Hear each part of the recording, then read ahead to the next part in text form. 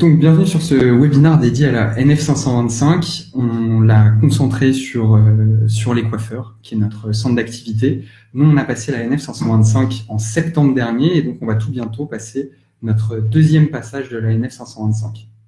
Je vais directement me lancer dans le cœur du sujet. La première question, c'est de savoir qu'est-ce que c'est que la NF525.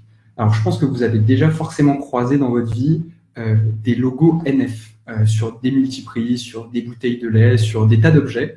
En fait, NF, c'est la norme française. C'est-à-dire que c'est un organisme qui a pour métier de vérifier que des objets sont conformes à certaines lois, c'est-à-dire qu'ils fonctionnent bien, qu'ils ne sont pas dangereux pour la santé, qu'ils peuvent ne pas être dangereux pour des enfants, ou en tout cas qui sont corrects et qui ont été soumis à certaines règles. Donc, 525, c'est simplement le chiffre qui a été ajouté pour expliquer, ou en tout cas pour s'associer avec les logiciels de caisse.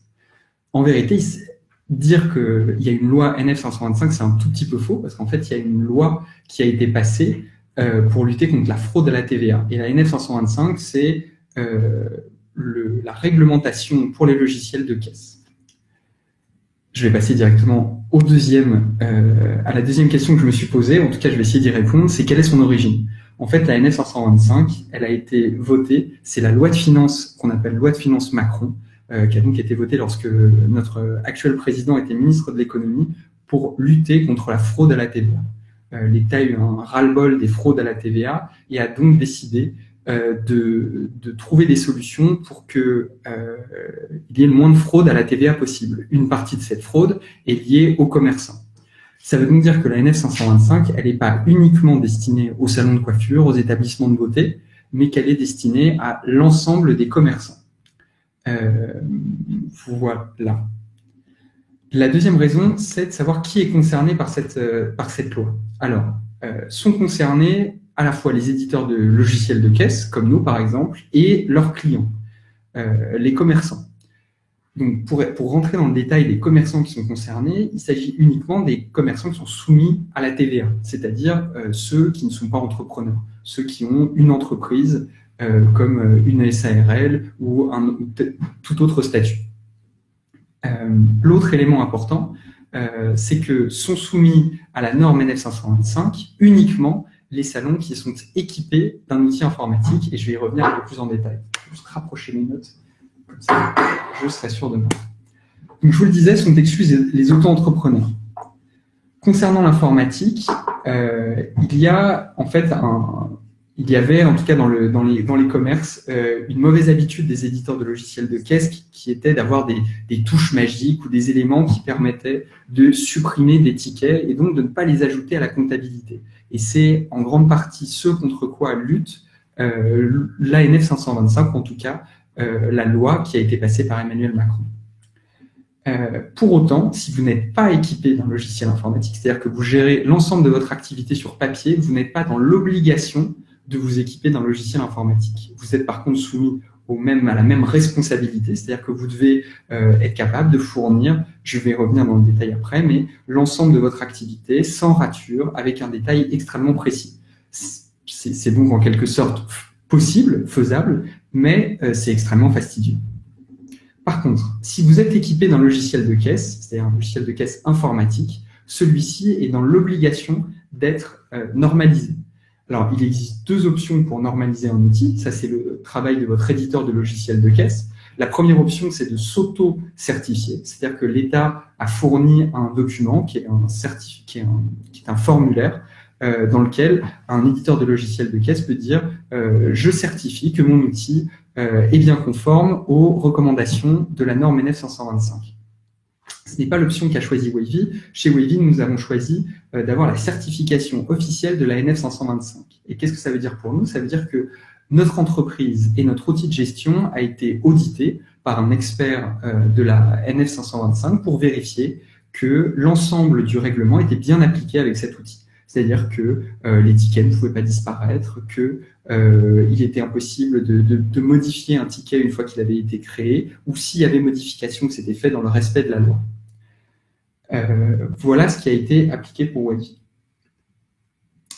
La deuxième question, pour maintenant rentrer dans le détail de la NF525 et de ce qu'elle demande à un logiciel de caisse, c'est deux choses. Je vous disais qu'il y avait une partie qui portait sur le logiciel et une partie qui porte sur l'entreprise. Alors, rentrons déjà dans ce que demande le logiciel NF525. Il y a 4 mots qui sont centraux dans cette norme. C'est l'inaltérabilité, la sécurisation des données, la conservation des données et enfin l'archivage des données. Alors, je vais me permettre de rentrer un peu dans le détail de chacune, même si, en vérité, elles expliquent toutes un petit peu la même chose.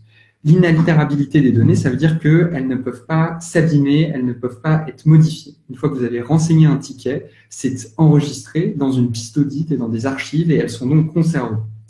La sécurisation des données, c'est que les données qui sont donc stockées, archivées, elles doivent être protégées. C'est-à-dire qu'il est impossible que vous vous fassiez hacker ou qu'il y ait quelqu'un de malhonnête ou d'ailleurs quelqu'un qui décide de le faire pour faire du black, justement, décide de venir modifier ce fichier-là. C'est impossible. En fait, ce qui se passe, c'est qu'il y a une numérotation chronologique de tous les tickets. Et cette numérotation chronologique, elle est chiffrée avec un code qui est extrêmement long et extrêmement compliqué à lire, qui fait qu'en fait, même en essayant de trafiquer ça, on serait incapable de reproduire le code. C'est ce qu'on appelle de la sécurité en informatique et qui permet donc d'éviter qu'on puisse recréer ou modifier des tickets pour essayer de falsifier la séquence des tickets. C'est-à-dire que donc, je me réexplique peut-être plus clairement, les tickets sont numérotés avec un code que seul l'État, auquel seul l'État a accès pour justement déchiffrer cette suite logique et vérifier qu'il n'y a pas de trou, c'est-à-dire qu'il n'y a pas un ticket qui a été enlevé à la main. Le deuxième élément, c'est la conservation. Donc, une fois que ces tickets ont été stockés, ont été archivés et sécurisés, nous, on se doit de les garder un certain nombre d'années, au minimum 6, pour permettre à l'État, si jamais il en a besoin, d'accéder à ce document et de pouvoir le lire. Et enfin, le dernier élément, c'est un élément d'archive, c'est un élément spécifique qui permet de faire qui permet de regrouper les données par semaine, puis par mois, puis par année, pour avoir une idée du total et de vérifier que ce total correspond à la suite des tickets. Voilà. Donc c'est toute une série en fait de règles qui permettent de sécuriser l'ensemble des tickets qui sont enregistrés dans un outil de gestion. Ça veut dire plusieurs choses. Ça veut dire que d'une, si jamais vous êtes soumis à un contrôle fiscal, votre éditeur de logiciel de caisse est dans l'obligation par l'État de lui fournir cette piste d'audit, ces archives fiscales. C'est le premier élément. Et le deuxième élément, ça veut dire que une fois que vous avez enregistré un ticket ou que vous le modifiez, celui-ci est ajouté à cette archive et que vous n'avez à aucun moment la possibilité de venir le supprimer ou de venir le modifier.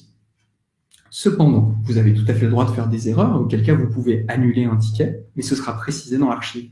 De la même manière, vous avez tout à fait, ça peut arriver, que vous fassiez des erreurs. Par exemple, vous encaissez un ticket en chèque alors que ça devait être en carte bleue. C'est une erreur commune qui peut arriver souvent dans les moments de pression dans les établissements. Vous avez le droit de modifier ce mode de paiement. Par exemple, ce que nous, on va faire, c'est qu'on va annuler ce ticket et on va en recréer un nouveau et on va expliciter ça dans cette piste d'audit NF525 pour que la personne ou l'expert qui va consulter ce document puisse avoir un suivi de ces modifications et les comprendre. La deuxième partie à laquelle on a été soumis avec la NF525, c'est une partie qui concerne l'entreprise. Chez Wavy, par exemple, une journée a été dédiée à l'outil de caisse et une journée a été dédiée aux process qui ont été mis en place, aux processus de travail qui ont été mis en place. Il y a 2 grands sujets qui ont été analysés. Il y a 3 grands sujets qui ont été analysés. Tout d'abord, c'est le service client. Enfin, c'était les bugs et les anomalies, c'est-à-dire quand il y a une erreur dans la caisse, comment est-ce qu'on fait pour les réparer. Et puis enfin, c'était ce qu'on appelle le plan produit, c'est-à-dire les différentes fonctionnalités qu'on a l'intention de développer à l'avenir. Donc le service client, c'est par exemple comment est-ce qu'on charge de prendre soin de nos clients, de les accompagner dans leurs besoins, dans leur aide, dans la documentation qu'on leur fournit.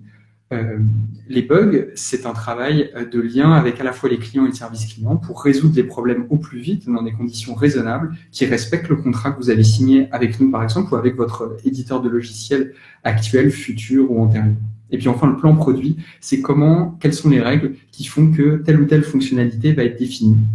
Et donc, en fait, ce qui se passe, c'est que pour une jeune entreprise comme la nôtre, par exemple, l'auditeur nous a expliqué que cette partie allait chaque année devenir de plus en plus complexe pour qu'on puisse atteindre un niveau exemplaire, en quelque sorte, de qualité. Je vais revenir peut-être sur cette partie qualité un petit peu plus loin. Maintenant, ce sur quoi j'aimerais me concentrer, c'est les changements dans votre activité quotidienne. Avec les choix que Wavy a fait dans l'implémentation de la NF525, si vous étiez déjà client chez nous avant c'est-à-dire entre 2016 et 2017, normalement, aucune modification n'a changé. Toutes vos actions peuvent rester les mêmes, vous pourrez réouvrir vos sessions de caisse, vous pouvez modifier un ticket, simplement, ces modifications seront ajoutées dans la NF 525. Donc, si vous voulez, il y a aucun changement. Par contre, ce qu'on a été obligé d'ajouter, c'est d'être certain que il y avait bien la mention de votre code SIRET et de votre code NAF. C'est ce qui est affiché sur le ticket de caisse papier et qui permet ainsi d'identifier un établissement et de vérifier que ce ticket a bien été issu. Après, il y a peut-être des changements que vous pourriez faire dans votre activité. Si par exemple, potentiellement, vous oubliez des tickets et ainsi de suite, ça demande une certaine rigueur pour éviter l'oubli de tickets. Je pense que l'élément central et les interrogations que se posent certains concernent potentiellement le chiffre d'affaires qui n'est pas déclaré, et c'est ce contre quoi lutte la NF 525. C'est-à-dire que l'ensemble de ces tickets étant ajoutés au système de caisse, ils sont donc ainsi suivis, et c'est l'objectif de la NF 525, c'est de lutter contre cette fraude. Alors, je me permets de préciser que la loi n'a pas été passée uniquement pour les coiffeurs. Je pense qu'il y a d'autres commerçants que je ne citerai pas qui sont bien plus critiques sur cette fraude, et c'est en grande partie envers eux qui était dédié ce problème. En tout cas, Wavy, dans son travail et dans son travail quotidien, l'objectif, c'est pas de vous forcer à utiliser un logiciel de caisse. Au contraire, nous, ce qu'on souhaite, c'est que si vous souhaitiez vous équiper, c'est que ça puisse vous apporter quelque chose, c'est que ce soit un gain de temps dans votre activité, que ça puisse vous éclaircir sur là où vous en êtes, ça puisse vous permettre de gagner du temps avec la réservation en ligne, par exemple. C'est pourquoi on tient à toujours expliquer très clairement que si vous avez toujours travaillé sur papier, que vous ne souhaitez absolument pas vous équiper d'un logiciel de caisse, vous pouvez rester sur papier. Je me permets de le préciser. Enfin, je vous disais tout à l'heure qu'il y avait des modifications qu'on avait dû appliquer sur la manière dont on travaillait. C'était cette partie norme qualité, c'est-à-dire 50% de la NF 525. Ça veut dire en fait que chaque année, on repasse cette norme et que chaque année, on vérifie que notre application est bien conforme à cette règle. L'idée étant évidemment l'idée étant de s'assurer que la version qu'on présente à notre auditeur NF 525 est bien la version que vous utilisez. Vous imaginez que sinon, ce serait trop simple de présenter une version à l'auditeur et puis d'en utiliser une autre chez vous. Donc, il y a une partie, ce premier travail, et puis ensuite, il y a un travail d'analyse sur l'évolution qui est fait et de vérifier que les évolutions et les nouvelles fonctionnalités qui sont développées correspondent et respectent cette norme. Et puis enfin, je vous parlais de cette partie procédure qualité, donc c'est toutes les procédures internes. Je vous disais que donc chaque année, les demandes de la NF 165 sont de plus en plus précises pour justement ne pas usurper cette norme et cette représentation de la qualité qu'est la NF 525. Il s'agit donc d'être certain que l'entreprise utilise des bonnes procédures, et puis chaque année, on va travailler à ce que ces procédures soient de plus en plus écrites, de plus en plus claires et évidemment respectées de la manière la plus claire possible. Voilà. Maintenant, vous allez peut-être vous demander comment savoir si un logiciel de caisse est aux normes. Alors, vous avez plusieurs options. La première option, c'est de vous rendre sur le site d'InfoCert. Si vous tapez NF 525, normalement, vous devez vous rendre sur le site d'InfoCert assez rapidement. Dans ce site, vous allez voir la liste de tous les outils qui sont normés NF 525. Si vous le souhaitez, vous pouvez sinon contacter votre éditeur de logiciel de caisse qui vous fournira soit le certificat NF 525 ou peut-être un certificat d'auto-certification. Dans ce cas-là, je suis désolé, j'ai peu d'informations là-dessus et je ne sais pas quels sont les certificats qui sont conformes ou pas. Moi, je me suis concentré évidemment sur le certificat NF 525 que je considère comme étant le certificat officiel et qui nous a demandé une certaine rigueur. Et donc, c'est surtout celui-ci que je connais. Donc, pour le NF 525, pour ce certificat, 2 options, sur le site d'InfoCert ou alors demander directement à votre éditeur de logiciel de caisse. Concernant Wavy, si vous avez une question, vous pouvez vous rendre sur la page d'accueil de notre site internet et le trouver immédiatement. Et puis enfin, vous avez peut-être envie de savoir si les établissements autour de chez vous, ou ceux que vous avez l'habitude de fréquenter, utilisent la NF 525. Alors, vous n'êtes peut-être pas obligé d'aller contacter l'éditeur de logiciels de caisse du café du coin, mais par contre, ce que vous pouvez faire, c'est simplement regarder un ticket de caisse. Et pour savoir si un ticket de caisse est NF 525, il faut faire plusieurs choses. La première chose, c'est de vérifier qu'il ne s'agit pas d'une note, mais de vérifier qu'il s'agit bien d'un ticket de caisse, c'est-à-dire du ticket final. Et sur ce ticket final doit être présenté les taux de TVA pour chacune des lignes d'encaissement. Par exemple, s'il y a 2 cafés, chaque café doit présenter son taux de TVA. Enfin, doit être affiché le code SIREN et le code NAF. Enfin, vous devez aussi voir un collaborateur qui a effectué l'encaissement. Et puis ensuite, vous devez devoir mentionner la ligne, une ligne précisant le numéro de version du logiciel de caisse. Et puis s'il y a eu des réductions, les réductions pour chacun des éléments et un total de ces réductions. Alors ça fait pas mal de lignes, mais je pense que l'élément principal à mémoriser, c'est le code sirène, le code NAF, et puis le fait qu'il y ait un numéro de version sur ce ticket.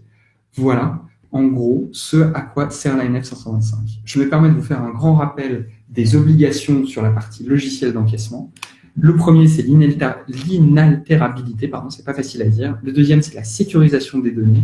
Le troisième, c'est la conservation de ces données. Et puis enfin, lié à la conservation, l'archivage. J'espère que je vous ai apporté quelques éléments d'éclaircissement. Je vous rappelle que si vous êtes sur papier, vous n'êtes pas dans l'obligation. Mais si vous souhaitez vous équiper d'un logiciel de caisse destiné au professionnels de la beauté comme Wavy, vous pouvez venir vous renseigner. Et nous, notre travail, c'est de vous digitaliser, vous aider à vous digitaliser et pas de vous forcer à utiliser des outils. Voilà, je vais maintenant consulter les questions et je vais voir si vous avez des interrogations. Si vous en avez, n'hésitez pas à les écrire et je pourrais peut-être vous répondre ou vous aider à trouver des éléments de réponse.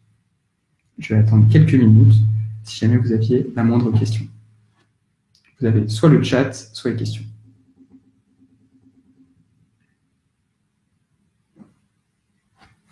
Alors, je vois qu'il n'y a pas de questions pour le moment. Je ne sais pas si j'ai été extrêmement clair ou pas.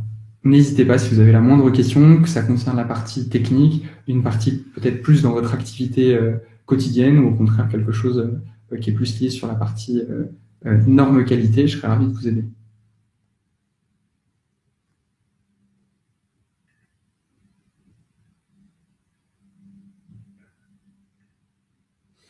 Eh bien, écoutez, je crois que j'ai répondu à toutes vos questions. Si vous avez d'autres questions qui vous viennent plus tard, n'hésitez pas à vous rendre sur le site de Wavy. Il y a une petite bulle qui va apparaître avec laquelle qui vous permettra de communiquer avec nous, donc n'hésitez pas à vous rendre dessus. Voilà.